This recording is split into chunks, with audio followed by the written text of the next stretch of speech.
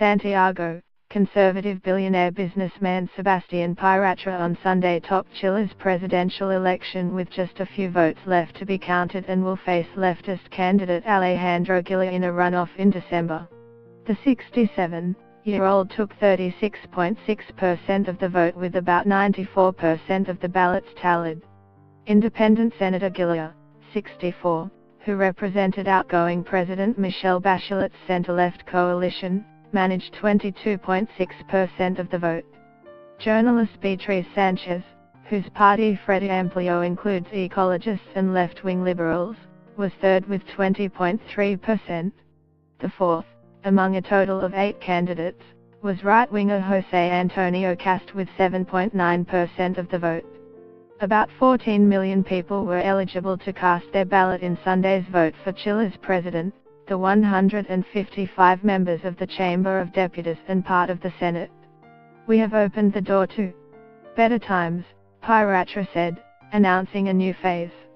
Guillier vowed that the left, representing a broader Chile with more solidarity, would win the second round on December the 17th. Get the latest news and updates emailed straight to your inbox. By submitting your email, you are agreeing to Fairfax Media's terms and conditions and privacy policy. The fragmentation of the left was thought to favor Piratra, unless leftist voters unite behind Guillier. Earlier on Sunday, Bachelet and Piratra called on Chileans to exercise their right to vote amid concern that voter turnout might not exceed 40%. "If you don't vote, others will decide for you," tweeted Bachelet, who was barred from seeking a consecutive term by the country's constitution. The capital, Santiago, was offering free metro rides to make it easier for people to go to polling stations. People who were working were allowed to be absent for 2 hours in order to vote. In Chile's 2016 municipal elections, only 35% of eligible voters went to the polls.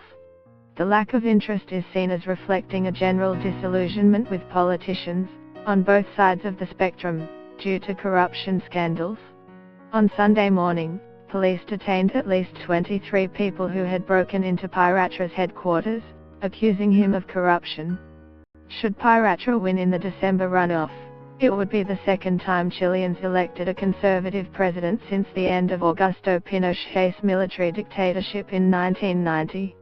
Piratra, who presided over an average economic growth of more than 5% during his previous presidency from 2010 to 2014, campaigned this time on promises to revitalize the country's sluggish economy.